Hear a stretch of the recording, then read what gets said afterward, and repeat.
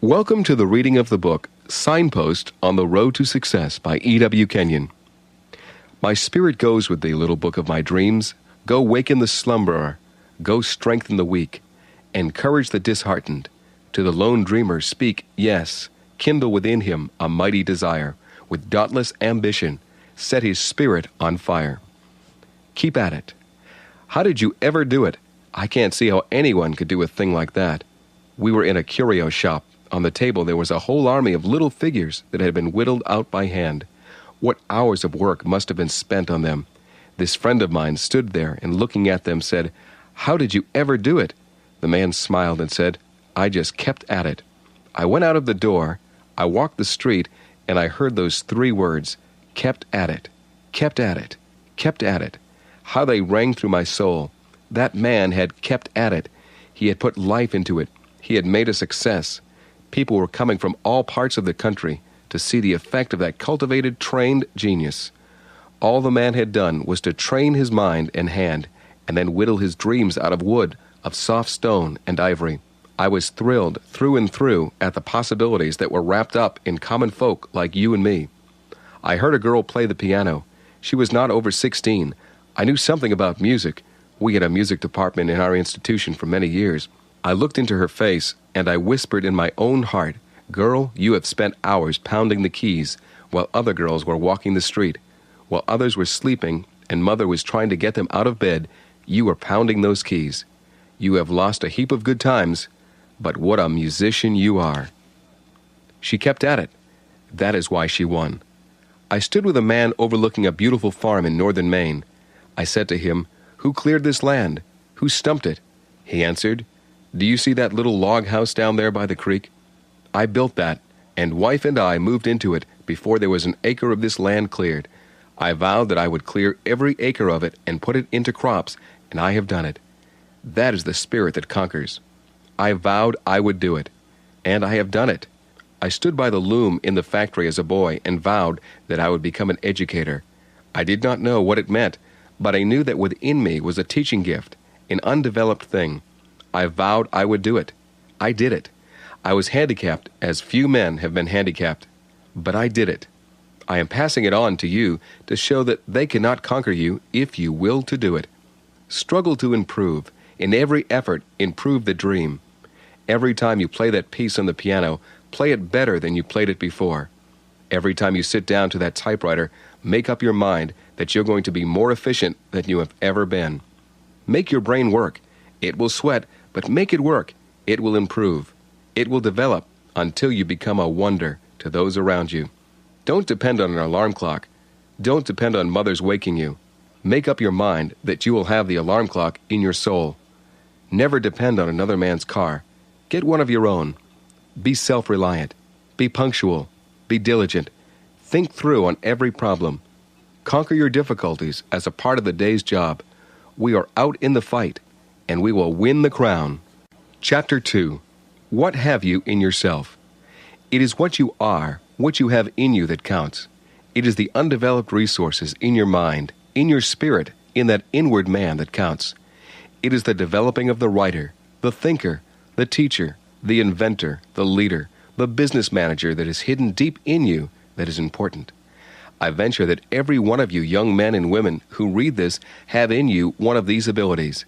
There may be an untrained voice, untrained musical abilities lying hidden under the careless, thoughtless exterior. Let us go down with a flashlight and look over the untouched treasures that are stored away inside, that have never been touched, never been used. Then let us bring the thing up that we find and make it worthwhile, give it a commercial value.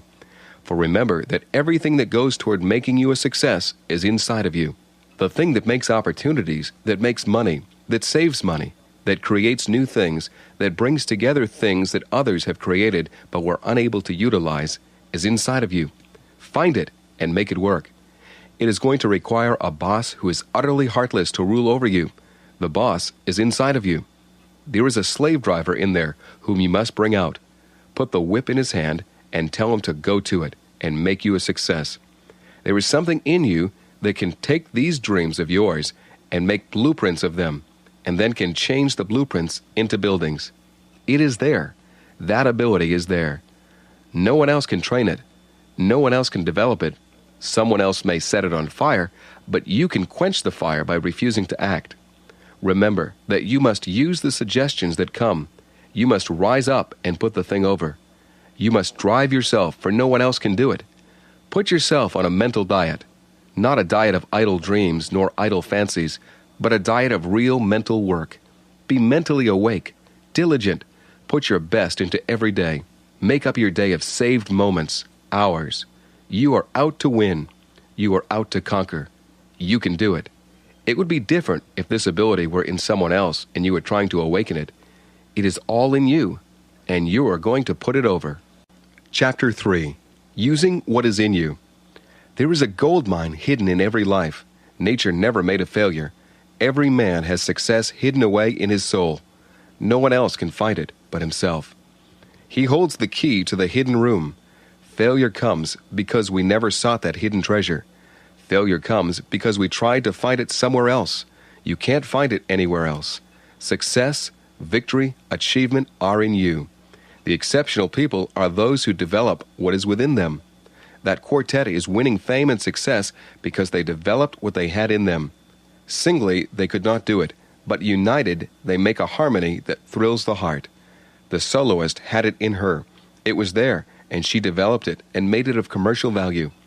I have seen 3 great baritones. One was a miner who, had he not been too lazy and loved the companionship of drinking men and useless women, would have been known the world over. What a voice he had! I picked him up, a drunkard. I tried to make a man of him.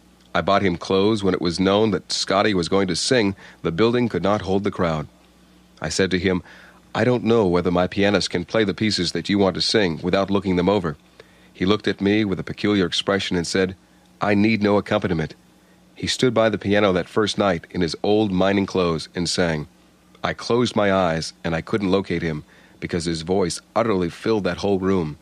He seemed to be everywhere in it. That great voice was strange, sweet, wonderful music. He made the songs all over that he sang that night. I raised the money and sent him back to his own land. He promised to sing again. As a boy, he sang in Drury, but he confessed he was so drunk it took a man to hold him up. But he never amounted to anything.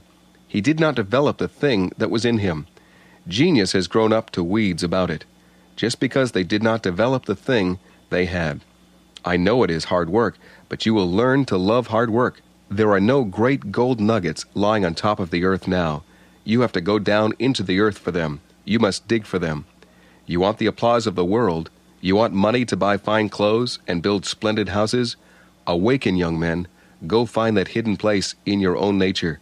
Dig and dig until you have conquered. A father was dying. He had 2 sons. The boys always felt that he had gold that he had hidden away somewhere.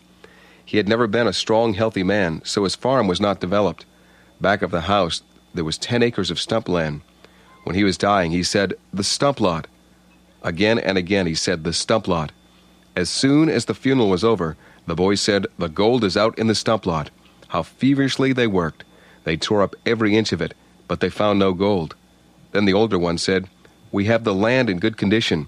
Let's put in corn." In the autumn, they found in the ripened corn the gold. You have a stump lot in you. Dig it up, clean it up, and you will find the gold in it.